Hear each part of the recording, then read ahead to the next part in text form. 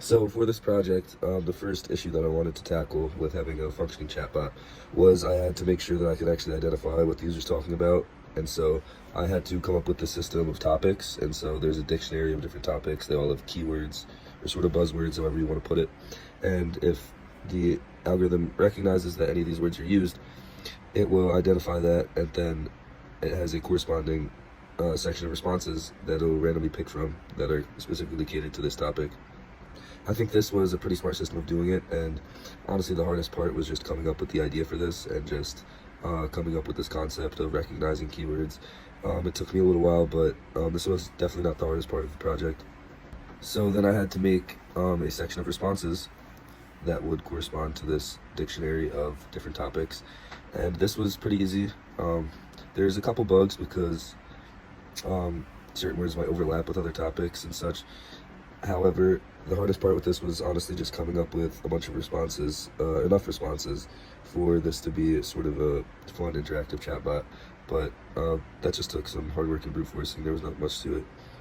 So honestly, the hardest part and the most ambitious part of this project, and this is the part that I wanted to implement to sort of set it apart from any other chatbots, was making it more conversation-like. So having these Boolean values that basically switch on or off depending on if it recognizes a certain question that can have a follow-up question. So for instance, if I ask the question, how are you, it would recognize that that question's asked, switch that Boolean value to true, and then through a sequence of if statements, it would be able to interpret secondary responses. So you could say, how are you? Oh, I'm good. Thanks for asking. It'll say, oh, no problem. So just being able to have a string of responses that all tailor to the same topic, that was the most ambitious part of this project. This part was honestly pretty hard for me, and it definitely took a lot of thinking. I mean, just brainstorming this concept of having these on or off sort of Boolean values was pretty difficult. And I definitely wish that I spent a little bit more time just implementing more sort of topics or strings of conversation that can have follow-up responses, so that this can be a very interactive and conversation-like chatbot. But it was honestly very difficult, and it took a long time for each different topic to come up with the Boolean value and then have a bunch of secondary or third responses. So I definitely wish I spent more time with that. However, I still think this is a valid proof of concept for having chains of responses and having a conversation-like chatbot. However, this is the one thing that I wish I could improve more. I wish I could spend more time with, and I wish I could have it really be able to generate conversations, something like more akin to a ChatGPT. But this was honestly a little bit beyond my scope, beyond my capabilities. So I definitely would be interested in seeing if there's a different algorithm or way of tackling this problem where you could have really nice conversations with the chatbot.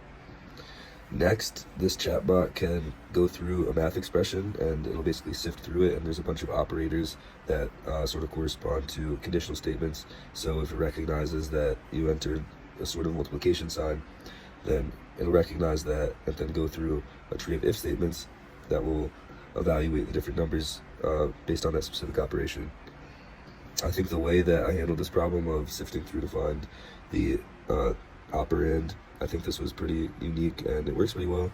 It's pretty snappy. You can pretty much enter any math expression you want, as long as it's obviously not too complicated like algebra or anything like that, but you can just enter a math problem and it'll be solved. But overall, from this project, I definitely learned how to use conditional if statements a lot better, and having these large trees of if statements. That was definitely a big improvement for me. That was something I needed to work on. And then also using dictionaries. Obviously I did whatever work we did with them in class, but not much beyond this. So actually using dictionaries for the different topics and the different responses was very interesting, and showed me how useful they can be for storing lists basically of strings and stuff like that. Additionally, this just also taught me how to sort of approach problems, because with the other small groups and stuff, they were pretty short, but actually having to do a problem analysis and develop an algorithm for a pretty large project like this, it just generally taught me how to approach problems, how to develop an algorithm, say with the conversation-like responses. Just coming up with a concept like that takes a lot of time in itself.